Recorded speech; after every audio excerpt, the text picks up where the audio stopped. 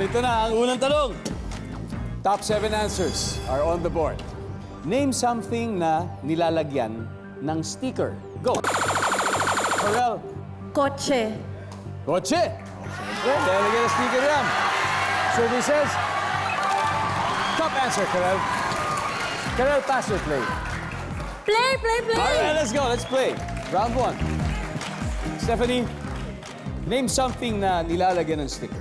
Notebook ng mga anak ko, syempre. Para mga notebook. Survey says, yes, yes. Sunshine, name something na nilalagyan ng sticker. Journal. Journal. Yan, tama. Meron Pencil yan. bag journal. Yeah. Priscilla, something na nilalagyan ng sticker. Cellphone. Diba, gadget? Yan! Cellphone. You got it, you got it. Karel, name something na nilalagyan ng sticker. Regalo. Regalo! Yung card, di ba yung susulatan mo, regalo? Wala. Ito, alam na ng mga hotdogs yata. Stephanie, kailangan masagot mo to. Give me something na nilalagyan ng sticker. Libro. Libro, kung may notebook. Baka may libro, sabi ni Stephanie. Nandiyan ba yan? Oh, hoy!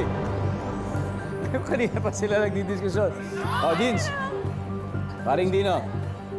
Suggest tayo kay Kuya Bob.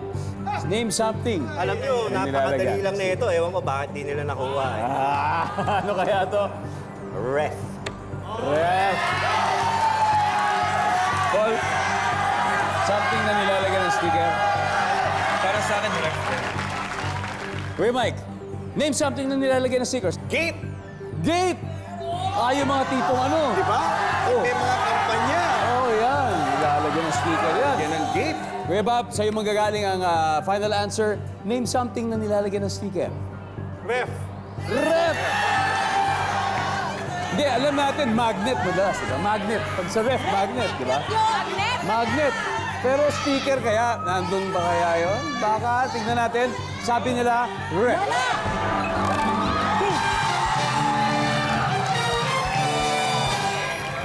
Let's see kung ano pa hindi natin nakuha. Everybody, number 7. Wall, number 6. Maraming sticker sa likod yan. Number 5. Pinto.